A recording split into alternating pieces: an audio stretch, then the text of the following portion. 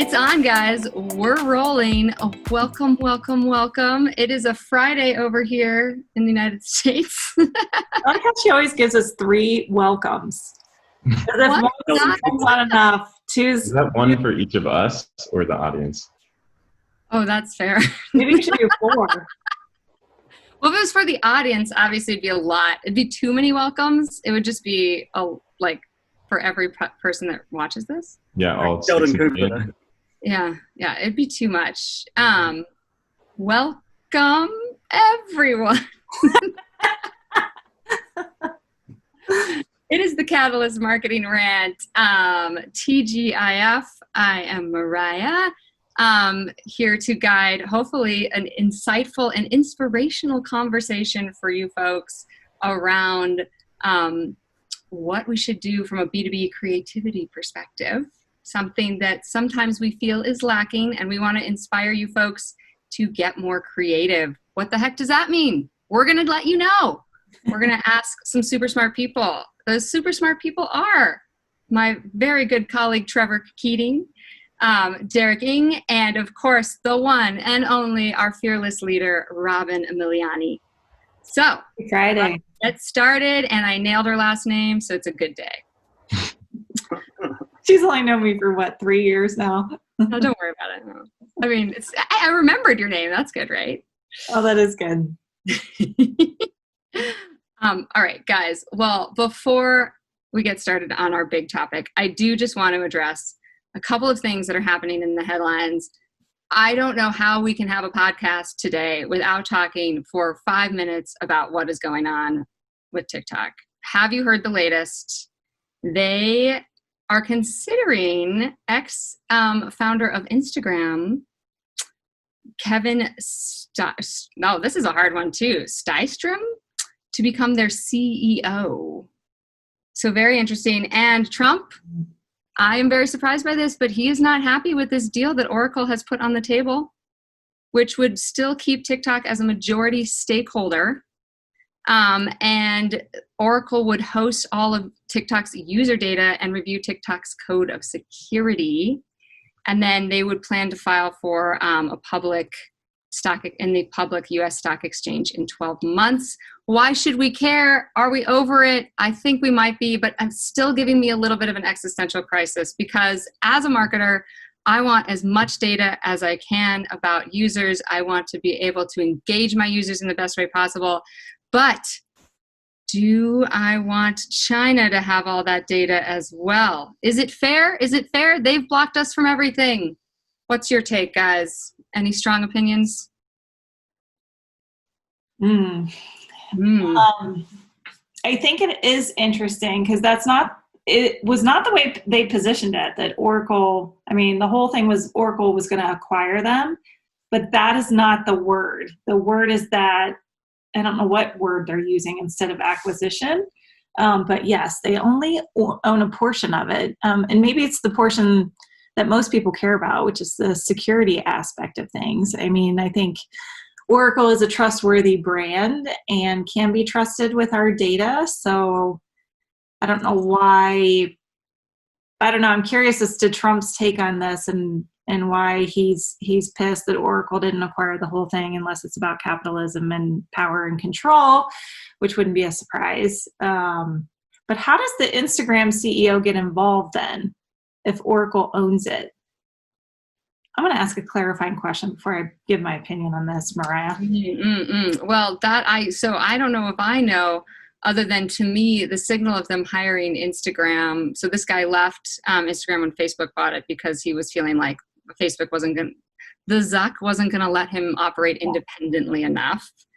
Of course, they did just lose their CEO from Disney, who said, "Oh, I didn't realize how hard this was going to be. Like I didn't think I was going to have to do what obviously I was going to have to do." So I don't know if he didn't know what he signed up for / he probably just got ousted. What it signals to me is this, they're going to become even more powerful. Like, the TikTok K-hole is a real thing. Like, people, again, it's all about these attention algorithms. I just think they're going to become even more powerful. I wonder if Trump is sophisticated enough it seems like he almost might be to like actually do a good thing, which is a very controversial thing for me to say, as we know, and protect the US citizens from China owning data. So I think he's just like, it's a half measure. Oracle's not, they've got to own the whole thing or it's not going to work. Also, he's asking for a big commission from the US Treasury. Trump is like, or for the US Treasury from this deal. Like he was like, if this closes, you're giving us some money. Oh, because that makes perfect sense, doesn't it? I thought, and I could be wrong here, but I thought it was because Oracle were investing, but they own the data. So even though it's a minority sharehold, they will still keep hold of the data as part of the deal. Yes. Apparently that's not good enough for Trump. Right. So I don't understand what let's say, I'm making the number up, but I don't understand what the extra 60% is for. Like, the stuff that you're not getting. What's the, if you own all the data, is that you don't own all the videos, or I don't understand what else he wants to get out of it other than you have to pay full price. That's fair. That was just the wheels turning in Trevor's head. Like when his eyes start rolling around, I know there's a lot going on in there. Just I'm trying to figure out. That's a good question. I don't know what the difference would be either. Yeah, that's interesting, because the draw for Oracle is obviously just to collect a ton of consumer data, build up their audiences so that people like me choose Oracle as the DMP of choice. But that's a lot of TikTok users. Well, I'm sure they're not just using it, but it's the same thing Facebook does. Now they have access to your phone. They have access to so much information outside of just what's there. Yeah, I'm sure that's why Oracle is interested at all. Yeah, it's just to collect and mine data. But I'm not sure what the difference would be as far as like if they own the data. That's all these companies really do. Because data is so powerful. If you own the data, or at least the keeper of the data, right? Then I don't see, other than Facebook, Facebook's just connected data, basically. So I don't understand where the other equity comes from. Well, I guess Oracle probably is going to mine the data, sell the data. If TikTok expands into an advertising platform like Facebook, that might be more their agreement, is they own all ad revenue. And that could be worth something, obviously, Oh yeah. At the moment, though, I just kind of go, well, other than that, is it between 18 and 24? The majority of the audience for TikTok users, yeah, sweet spot. So you're talking about millennials, basically, or have they got a new name? I don't know. Yeah, like Gen Z. Millennials. Yeah. They still millennials? Yeah. No. What? They're Gen Z. I always thought Gen Z was something a bit different than that. Okay. Now you're making for Gen Z. What do you call it after Z? Double A? Yeah. We got to get more creative with our names, I feel like, of these generations. Marketer is not in charge of naming generations. Exactly. Like, what's happening? The only cool one was the baby boomers. Yeah. That's like a cool group. Millennials isn't bad. It's better than being Gen X. Yeah. What was Gen X about? Jeez. They never even got a nickname. Why did we start all the way at the back end of the alphabet as well? Yeah, that would have made more sense, Derek. But, I think Jesus was Gen A. Jesus is Gen A, and then they just counted it. Even hurricanes have cool names. Like, at least they give them like a name, even though they're going like alphabetized. But well, I just like find it Generation Karen or something like that. I don't know. Oh no. Karen.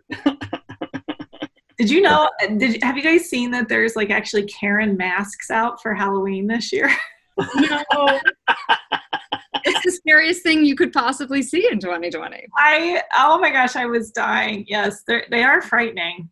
But it is the ultimate insult in my house when one of my kids will look at me and be like, "Mom, you're being such a Karen." And I'll be like, Oh yeah, no, those are fighting words for Yeah. sure.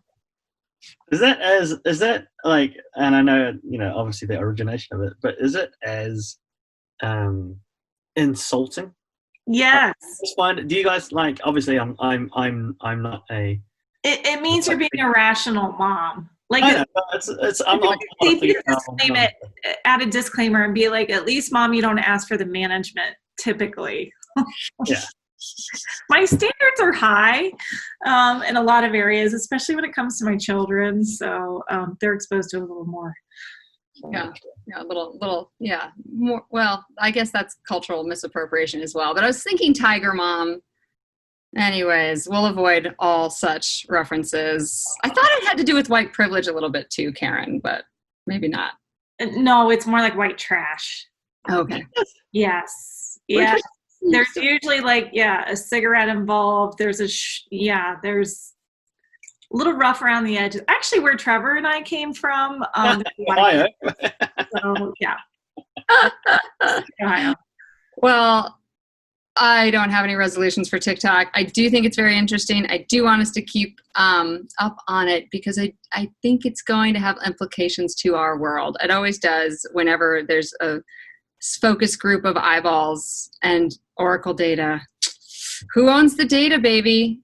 All right. I led with a mystery, and I know Trevor is dying to know why. So,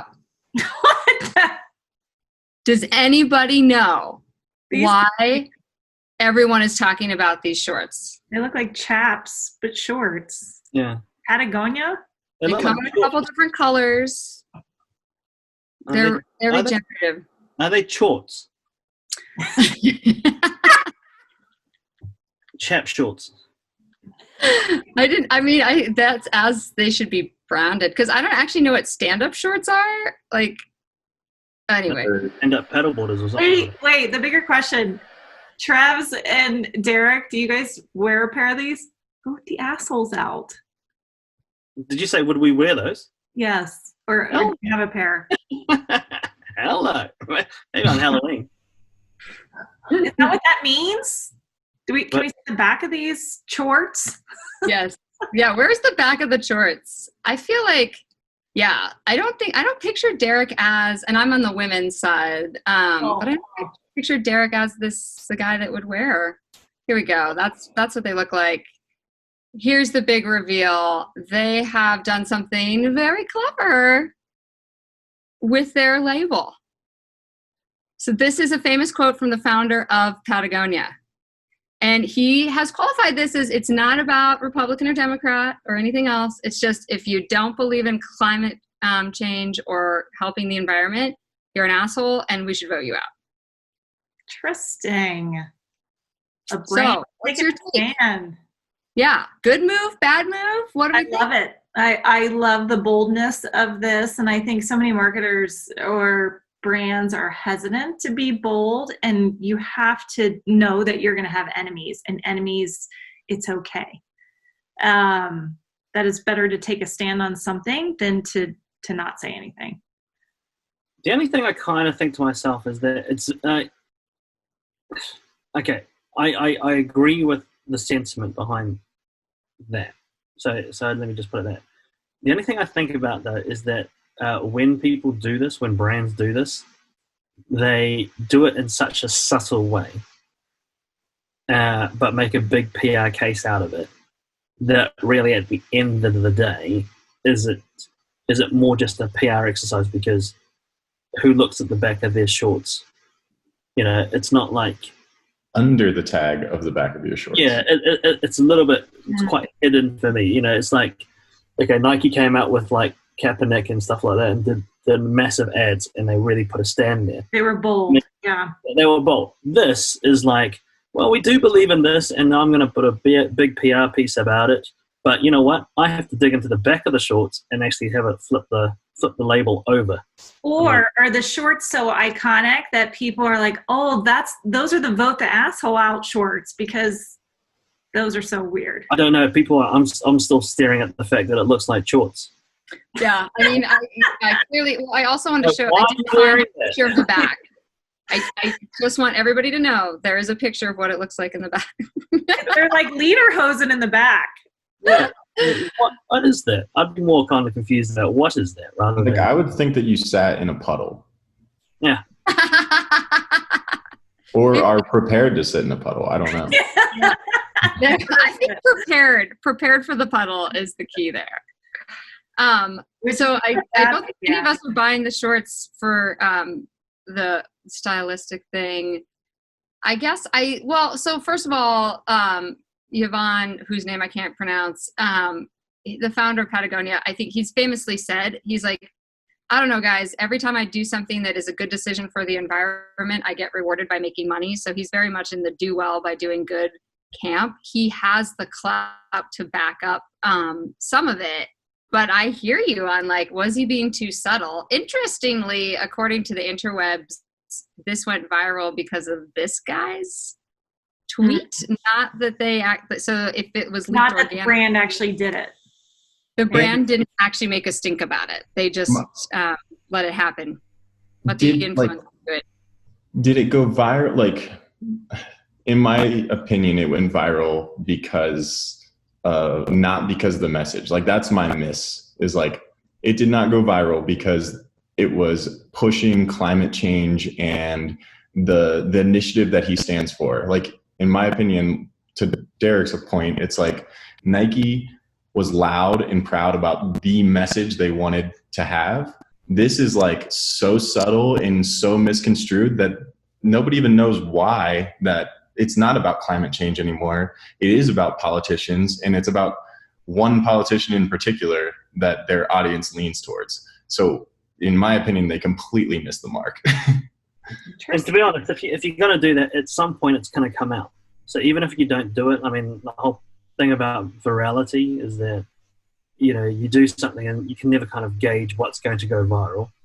So for him, that's what, another cent on making his short to put a little tag out there, you know, at the most. So I don't know. I mean, you know, you can just do something like that and see if it kind of goes viral or not. Obviously, it has gone viral, and it's like, well, I don't know. You could have done it in a more loud and proud way. If you're going to do something, do it. You know, not hide behind it, and let's see if it ever picks up. But I wonder if then you make it feel less authentic. Like, I mean, so for me, and you know, I'm like very much an environmentalist. Like Patagonia, I've been following for years. I mean, they literally have gone to Washington and lobbied for changes, right? In the way that we address climate change. So they have a reputation, but like they're actually taking action. What bothers me more, and actually what has pissed off some people about Nike, is that they're sure willing to spend $1 million on an awesome campaign saying they care. Yeah. Where do they put their money where their mouth is? Where are the Black people on their board? Like, you know, are they actually taking action? So like, I mean, I think this probably made folks that love them more. Did it make people that didn't really know how they felt about them, like, say, never mind, I'm not buying from Patagonia? Maybe. I don't know how many people bought those shorts though. So it's okay. Yeah, next time they should put it on a T-shirt for sure. I mean, no, if they put it on every, I don't know, is it on every bit of their clothing? No, just on these shorts apparently. So they picked a really niche product to put a very minuscule tag on. Is that? Okay. Maybe that was part of the point. Let's make some like very distinct looking, like those are eye catching. Yeah, eye watering is They can sit in puddles or pee your pants, and it'll go unnoticed. So it's like male adult diapers integrated into waders. I really like them, as you can tell. Yeah, you're buying them for sure. Yeah, I'm buying them for Trevor. Get these for your girlfriend, Derek. For it. Yeah, I don't know. Just for me, it just doesn't. I kind of feel that, and I've heard some great stories about Patagonia when it comes to environmentalism. So, in that respect, I think it's authentic. You know, like I think what they're trying to do is authentic. I just don't think this was not executed in the right way. Yeah, the vehicle isn't fair enough. All right, Trevor, what's your final word? I think you guys covered it. Such a cop out. I know, we want the controversy. Are you gonna buy from Patagonia? Does this make you want to buy more from Patagonia or less? About the same. I don't think this does a lot for me. I think that I think it could be, to me, they're riding a wave that isn't what they stand for. Like they're using current climate and current opinions to push an initiative that isn't actually the initiative they stand for. So like, in my opinion, they completely missed, but I can see how it could work. You mean the nomenclature, like the language that they actually use, the copy? I don't think that anybody correlates that to climate change. So if their push is to get people to be aware of climate change, I'm like, you failed miserably. Right. If your mission is to change climate change, this isn't the way to do it. Like if you looked at all those Twitter comments, there was like people pushing the article, but nobody's over here like talking about how we really stand for climate change. Right. Which if that's where I'm like, you did a terrible job of getting your message across, which if that was your message, then great. But I don't think that was their message. I think that they found a way in. I mean, vote a straight Republican. Like it's a political news feed is what this turned into. Well, and was it like I think there's always the Michelle Obama, when they go low, we go high, right? Like, do you stoop down to this level? Yeah, I want to root for them. I think they're a great company, and I know they do a ton of great things. I think they have a core competency that is valuable. I don't think that this speaks to it. I think that they missed, in my opinion. They need a marketing agency to better articulate these types of stances. And just, I mean, if it is political, then that's perfectly fine if that's where you stand.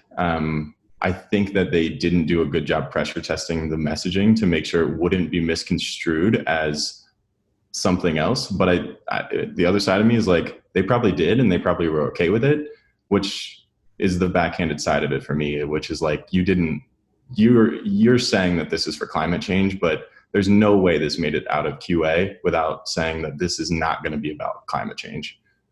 Right. And kind of devalued your CEO's message. Ooh, I love these insights. If I haven't told you guys lately, I love talking about these things with you because you're all so smart and you all bring such great angles to it. That was a great final word. We don't have a lot of time left. I was going to make a challenge for you guys. I know it's hard on a Friday, but this is a good segue because we want to talk about how desperately people need marketers and to be heroic in their businesses for exactly this reason, right? Like, what is the most creative way to resonate with your customer? And creativity is a big word. It means a lot of things. I think we all get tangled up in it. So what I was going to challenge you guys to do was give me your 1-minute pitch on why a B2B company who maybe is more apt to just show product features and focus on their core rational arguments for buying their product should be bold and try something creative. Who wants to go first? You said homework.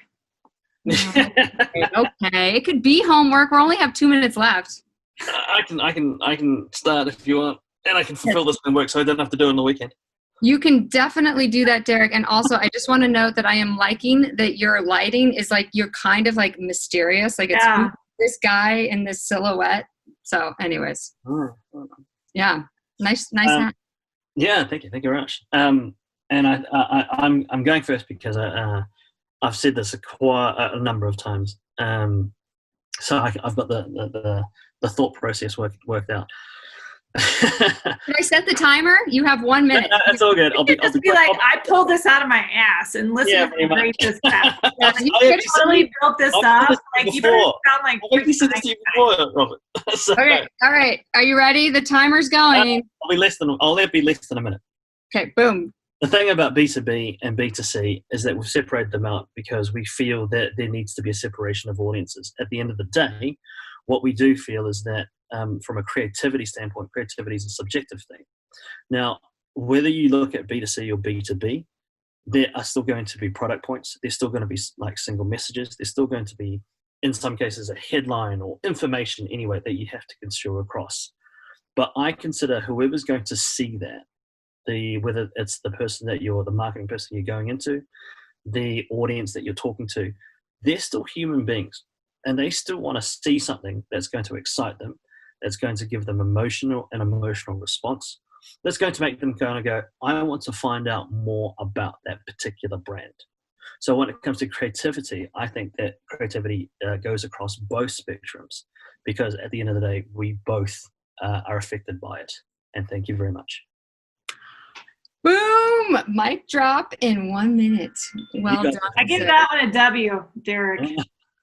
Ooh. It's not like, yeah. And luckily, we're at time. Sorry. Oh, sorry. It's all over. Those were some great final words, Derek. I think we should continue this as homework, however, because this is a very complicated and nuanced subject, and there's lots to unpack, in my opinion. Uh-huh. But I'll give you guys some homework, some research. Except me. Yeah, Derek's He's the star student today. Cool, Derek. Get an apple. You're the teacher's pet. Yeah, pretty much, yeah. Getting an apple now. I think you're supposed to bring the apple to the teacher. For next time, one of Derek's stories about school. Nobody has better stories about school than Derek. Depends on which school as well. Did you go to school? I went to Well, he may have gotten thrown out of a school, but we're going to save that for the next one. I'm so excited. Okay. and the challenge is to bring it back to marketing, guys. So we can after hours. Marketers. Yeah. Bring it back.